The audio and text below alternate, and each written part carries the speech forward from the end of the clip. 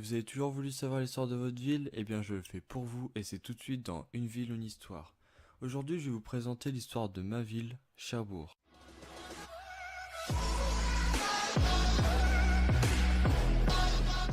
Notre histoire commence en 1418. Cherbourg est alors prise par les Anglais lors de la guerre de 100 ans. La position est idéale à une douzaine d'heures de bateau de l'Angleterre, offrant le double avantage de constituer une tête de pont vers Normandie, en même temps qu'un abri sûr à l'abri des épaisses murailles. Mais à partir de 1449, Charles VIII entreprend une méthodique reconquête de Normandie. En début juillet 1450, il arrive au pied de Cherbourg où se sont réfugiés les rescapés anglais, environ 1 millier d'hommes, commandés par l'expérimenté capitaine Thomas Gower. Charles VIII, désireux de chasser les Anglais, déploie les grands moyens, des bombardes, coulevrines, rébolquins qui ont déjà servi pour s'emparer du camp. Malgré toutes les tentatives de percer la forteresse, les Anglais résistent et se battent comme des beaux diables. Le siège pourrait durer des mois mais personne n'y a d'intérêt.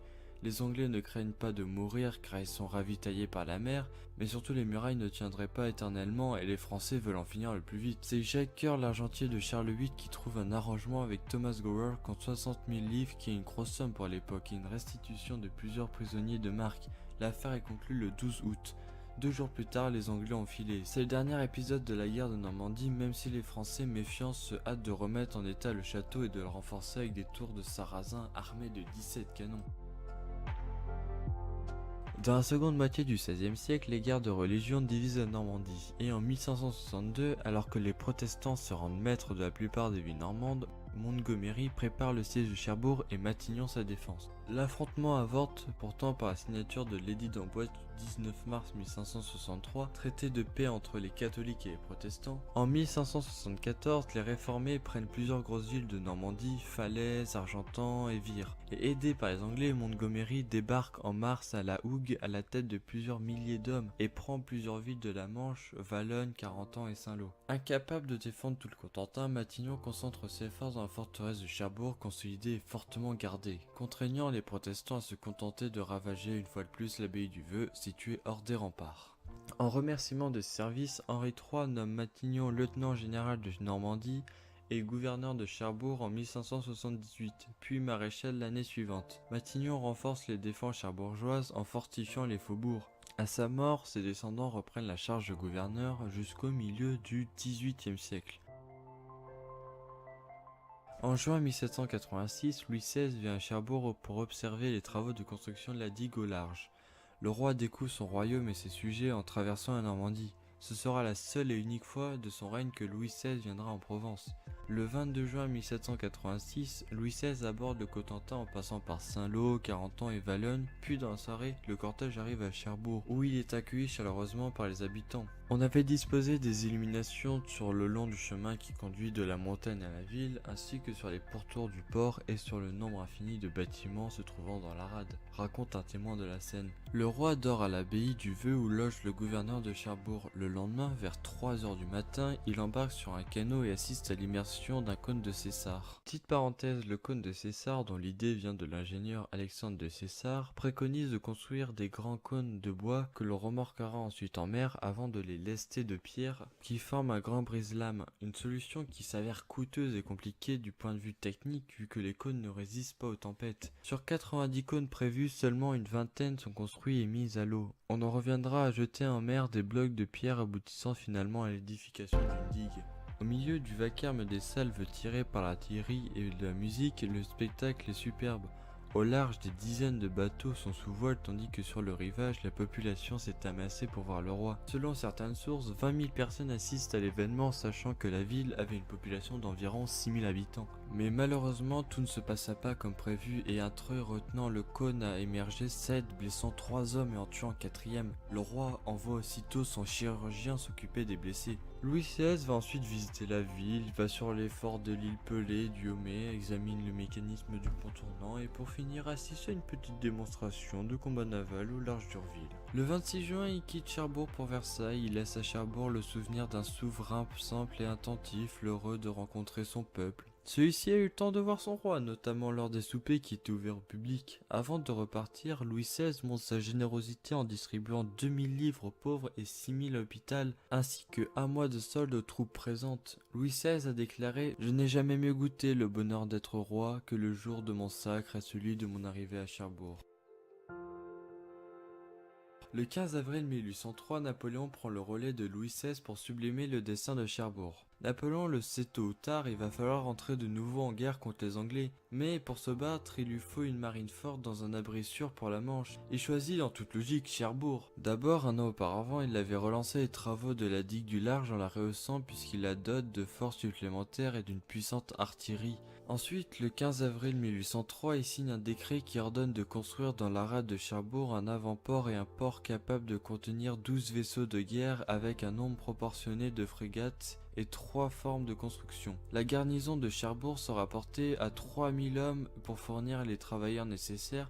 Les forts du Homais et du Galet seront mis à disposition du ministre de la Marine pour servir de dépôt aux machines. Le décret précise encore que le port sera ultérieurement complété par un bassin construit en arrière par 2 bassins prévus, pouvant contenir 25 vaisseaux de guerre. Entre la digue, l'arsenal et maintenant un port militaire, la trilogie qui trace le destin de Cherbourg est réunie. 3 semaines plus tard, l'ingénieur Cachin, chargé de diriger le chantier, vient prendre ses repères. Quelques jours plus tard, des coups de pioche résonnent dans l'anse de Chantraine, là où étaient construites les cônes de César. Le chantier est énorme, l'avant-port fait 300 mètres de long sur 235 de large, avec une profondeur de 17 mètres. Pourtant, les moyens pour creuser le bassin sont dérisoires. Des baramines et des pioches pour casser le schiste, tombereaux et hôtes pour évacuer les déblais, des milliers d'hommes, de femmes et d'enfants s'activent pour creuser, pelleter, charrier, porter 1,5 million de mètres cubes de pierre. 10 ans après la signature du décret, pendant que son mari est occupé à batailler en Allemagne, l'impératrice Marie-Louise vient à Cherbourg pour assister à la mise à l'eau de l'avant-port le 27 août 1813. Moins d'un mois plus tard, Napoléon abdique. Il faudra 55 ans pour venir au bout du chantier. 19 ans après la mort de Napoléon, le roi Louis-Philippe obtient l'autorisation des Anglais pour ramener le reste de l'empereur en France. Après un voyage d'1 mois et demi,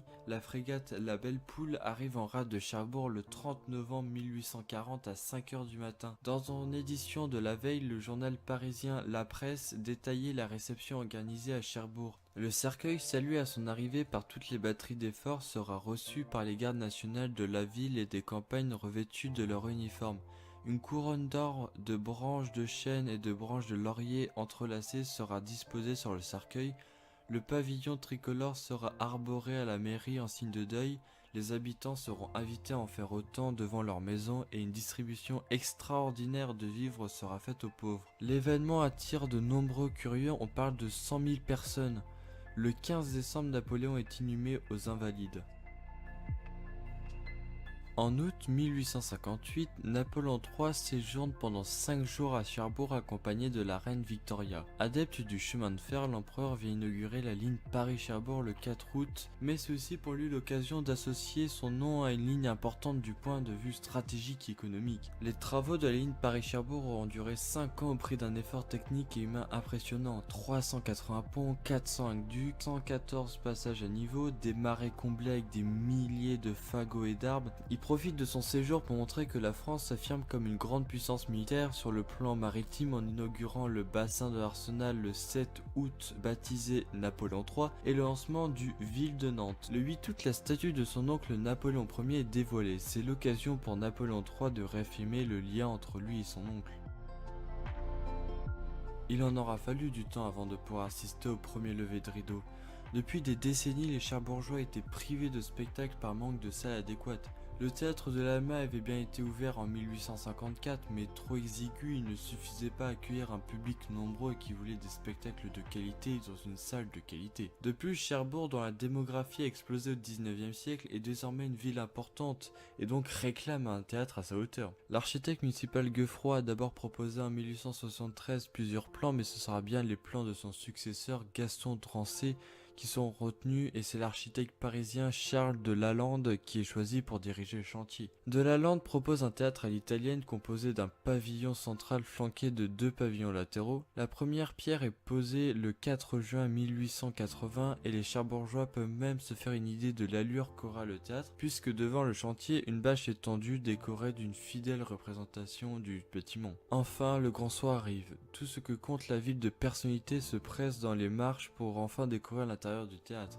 C'est une splendeur éclatante de rouge et d'or éclairée par un lustre magistral. Les peintres et sculpteurs parisiens ont apporté leur touche au plafond, au foyer, dans les escaliers, mais aussi en ornant les balcons de voluptueuses cariatides.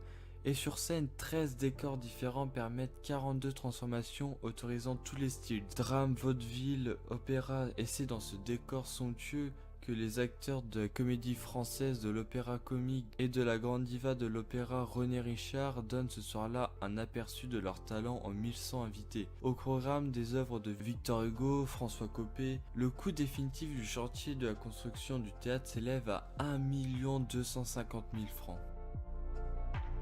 Dès la décision en 1896 de se doter d'un tram à vapeur, tout va très vite. Le choix et l'achat des machines d'abord, des automotrices serpolées de 13 tonnes pouvant tirer une voiture emmenant 32 passagers, le tout consommant 12 litres d'eau au kilomètre. Par exemple, pour le trajet Cherbourg-Paris, il faut parcourir 356 km, soit 4212 litres d'eau consommée. Puis autour des travaux, pendant tout l'été 1896, les poseurs de rails s'activent à Tour-la-Ville avant de s'attaquer à l'automne du centre-ville. Mais le plus dur reste à venir, amadouer les Cherbourgeois dont certains regardent d'un œil suspicieux cet engin du diable. Les paysans qui viennent du marché craignent que la machine n'effraie leurs chevaux. Les cyclistes ont peur de se prendre de travers ou de rester coincés dans les rails. Heureusement pour eux, tout a été pensé pour que le tram leur plaise. D'abord, on a pensé à des prix attractifs, en proposant notamment des abonnements à 4 francs pour 8 mois. Ensuite, on a réfléchi à faire coller les horaires au mieux des intérêts des Cherbourgeois. Tram aux heures de sortie de Arsenal avec des horaires de sortie du théâtre tous les jours de leur représentation ou encore à l'heure de l'arrivée des trains. Enfin, on a parié sur le confort, voiture chauffée en hiver ou découverte en été. Bref, tout est pensé pour que les Cherbourgeois se sentent bien. Le 27 novembre 1896, c'est le grand jour avec l'inauguration des 5 km de voie entre la place du château de Cherbourg et la place de Tour-la-Ville.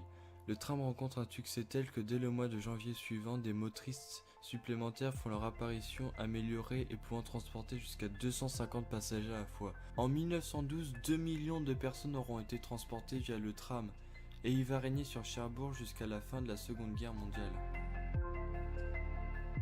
À la fin du 19e siècle, toutes les grandes villes de France s'équipent progressivement d'un réseau téléphonique. Dans ce moment, la Manche, région largement rurale, reste à la traîne. Il faudra attendre 1895 pour que le conseiller général de Mortain, Gaudin de Vilaine, dépose un vœu demandant l'installation d'un réseau téléphonique dans le département. Problème, il n'y a aucun crédit disponible et la question se pose de savoir si l'enjeu en vaut la chandelle. Car si les villes comme Cherbourg ou Granville qui sont très industrialisées poussent pour l'implantation d'un réseau, les campagnes et les bourgs freinent le projet. Sans l'aide du département, les travaux d'installation reliant Caen à Cherbourg en passant par Valognes débutent en septembre 1900. Et le 20 février 1901, la première liaison téléphonique est établie entre Cherbourg, Caen et Paris. À la fin de l'année 1901, le réseau téléphonique manchois compte 42 abonnés, la plupart cherbourgeois. Un nombre qui va augmenter lentement mais sûrement. L'annuaire téléphonique manchois compte 259 abonnés en 1905, tandis que le réseau s'étoffe au même rythme avec la mise en service des réseaux de Bricbec, Barneville, Écarterets et Port-Bail fin 1902 et de Saint-Lô, Coutances, Granville et Avranches en juillet 1903. Établissement la liaison Cherbourg-Saint-Lô en 1906. À la veille de la Première Guerre mondiale, Cherbourg compte 300 abonnés et le réseau est déjà saturé. Petite parenthèse, en 1901, un télégramme de 10 mots coûte 1 franc. Pour comparer, on peut avoir 3 minutes de communication à Paris, soit 300 mots. Partis vers le front le 7 août 1914, les régiments d'infanterie manchois, dont le 25e de Cherbourg, 136e de Saint-Lô et 2e de Granville, qui font partie de la 5e armée française, arrivent au contact de l'ennemi le 21 août entre Charleroi et Namur. C'est là que les Allemands ont prévu de faire porter leur effort principal, et les Français marchent en rencontre pleins de vaillance, avides de revanche, persuadés que leur vaillance et l'excellence de leur armement va leur faire remporter une guerre que chacun ne voit durer que quelques semaines à peine. Quantitativement, les deux armées se valent, mais pour le reste, les Français ont une guerre de retard, car du côté de l'état-major français, on croit dur comme fer aux vertus de l'offensive à outrance, en pantalons rouges vifs et baïonnettes au canon, tandis que de l'autre côté, on est déjà pragmatique converti aux performances de l'artillerie lourde et des mitraillettes, 400 coups la minute. Non contents de cette obsolescence militaire, les Français creusent encore leur handicap en commettant deux erreurs d'appréciation en ce mois d'août 1914. D'abord, en sous-estimant les forces allemandes qui sont devant elles, et en comprenant trop tard que c'est là et maintenant que les Allemands vont faire leur effort offensif principal. Le 21 août, la journée est mauvaise, les Allemands ont réussi à franchir la Sambre à plusieurs endroits, mais les Français ont plutôt bien résisté. Les Manchois, quant à eux, ont été gardés en réserve. Malheureusement, le lendemain, ça se gâte. Dans la vallée de la Sambre, les Manchois subissent un terrible baptême du feu. Courant au devant des rafales meurtrières des mitrailleuses allemandes, massacrées dans les villages que les Allemands ont transformés en souricières. Plus à l'est, au sud des Ardennes, on se bat aussi le même jour et ce sont les régiments cherbourgeois qui se retrouvent au cœur de la bataille. À Rossignol, le 1er régiment d'infanterie coloniale et le 2e régiment d'infanterie coloniale. Et là aussi, les troupes françaises commettent une erreur en croyant les troupes allemandes à 30 km d'eux. Et c'est au petit matin que les ennemis taillent en pièces les troupes françaises. Au soir de la bataille, on compte 27 000 morts du côté français et 10 000 morts du côté allemand pour la seule journée du 22 août. Dans cette funeste comptabilité, les Manchois apparaissent au premier rang. Autant de décès qui plongeront le Cotentin dans le deuil, et la guerre ne fait que commencer. Dans leur plan d'attaque de la Normandie, les Alliés avaient ciblé Cherbourg comme un de leurs objectifs prioritaires. La grande rade des installations portuaires leur permettrait de disposer d'un vrai port capable d'absorber les tonnes de matériel dont l'armée alliée a besoin pour gagner cette guerre. Mais les Allemands ont fait voler en morceaux cette hypothèse en sabotant le port et la rade. Quais dynamités, grues précipitées au fond des bassins, épaves parsemant le plan d'eau. Lorsque les Américains arrivent le 26 juin 1944, ils ne peuvent que constater les dégâts mais ne vont pas se décourager et le lendemain, des experts arrivent avec eux et amènent des dragueurs, des grues, des bulldozers et des plongeurs. Une fois tout le port déminé, déblayé et reconstruit, les Alliés peuvent amarrer à quai. Des dizaines de Liberty Ships arrivent et débarquent des véhicules, wagons, locomotives, munitions, carburants, équipements divers et variés et d'autres troupes. Le port de Cherbourg ne s'arrête jamais, fonctionnant 24 heures sur 24 et 7 jours sur 7. À force d'enchaîner les performances, Cherbourg finit par décrocher son record. À la fin du mois de novembre 1944, avec plus de 640 000 tonnes de matériel débarqué en un mois, Cherbourg détrône New York de sa place de premier port du monde. Un règne éphémère qui dure juste un mois, le temps que les Alliés remettent en état le port d'Anvers, plus proche du front. En juillet 1955, la France décide de se doter d'un sous-marin nucléaire et c'est l'arsenal de Cherbourg qui est choisi. Le nouveau bâtiment a certes des dimensions plus grandes et une coque plus épaisse que ses prédécesseurs, mais a priori, cela ne représente rien d'insurmontable pour l'établissement cherbourgeois, justement choisi par l'État pour ses compétences de port constructeur de sous-marins. La construction du Q-252, futur redoutable, constitue une révolution à tous les points de vue. Les dimensions 128 mètres de long pour 8920 tonnes de déplacement plongé, soit le plus grand et le plus lourd sous-marin jamais construit à Cherbourg. La conception intérieure du bâtiment, redéfinie par la durée des missions et qui nécessite de nouveaux aménagements. Nouvel espace de vie de l'équipage, un hôpital de bord notamment, le renforcement de ses dispositifs de sécurité et le respect du principe de discrétion qui demande des machines et des instruments fonctionnant silencieusement. Mais aussi de nouveaux procédés de travail, informatique, soudure, etc. Le 29 mars 1967, jour du lancement, Cherbourg et l'Arsenal sont au garde à vous pour une journée qui va marquer tous les esprits. Toute la ville est dans la rue pour suivre le cortège présidentiel qui emmène De Gaulle et sa suite, 500 personnes, de Maupertuis jusqu'à Cherbourg. Dans la cale 3 pleine à craquer, De Gaulle libère le redoutable lors d'une cérémonie brève et solennelle. À 10h42 ce 29 mars, la France rejoint le club très fermé à l'époque des puissances détentrices de l'arme nucléaire. Le 29 avril 2002, la Cité de la Mer ouvre avec 700 personnes qui viennent visiter pour le jour d'inauguration. Une ouverture en fanfare pour la Cité de la Mer qui se confirme dans les semaines et les mois qui suivent. À la fin de l'année 2002, la Cité de la Mer a accueilli 300 000 personnes. Un succès qui va pas se démentir, le cap des 2 millions sera atteint en 2010 et 3 millions en 2015. Sa réussite tient d'abord à la magie du lieu, l'ancienne gare transatlantique qui a accueilli les passagers du Titanic. Ensuite, la vedette incontestée des lieux, c'est évidemment le Redoutable, qui après 20 ans de service, 51 patrouilles, 3469 journées en mer et 83 500 heures de plongée, soit 11 ans à la mer dont 10 ans en plongée, le Redoutable a été retiré du service actif le 13 décembre 1991. Il est le clou de la visite de la Cité de la Mer et est l'un des plus grands sous-marins visitables au monde. Et c'est pas fini, il y a aussi les aquariums, la galerie des engins et des machines, les salles consacrées au Titanic et l'attraction On a marché sous la mer. Quand on ajoute à cela les expositions renouvelées chaque année, on comprend mieux les succès du lieu. Bref, en 584 ans, Cherbourg en aura connu des histoires. Mais la page continue de s'écrire et on n'est pas arrivé à la fin. Merci d'avoir regardé la vidéo, c'était le premier épisode d'une longue série ou pas. N'hésitez pas à me dire dans les commentaires ce qui était bien, ce qui n'était pas bien, ce qui était à changer. Et si jamais tu as aimé, n'hésite pas à mettre un petit pouce bleu. Quant à nous, on se retrouve bientôt pour une nouvelle vidéo. Bye.